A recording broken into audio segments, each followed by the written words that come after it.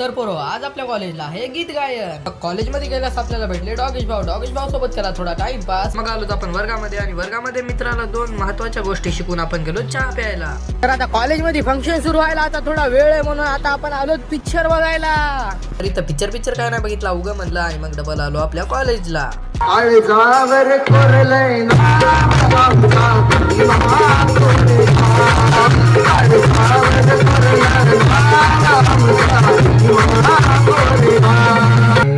मेरे वतन के लोगों जरा आँखों में भर लो पानी, जो शहीद हुए उनकी जरा याद करो कुर्बानी के साथ लड़े हो मित्र वनव्यामध्ये गारव्या सारखा.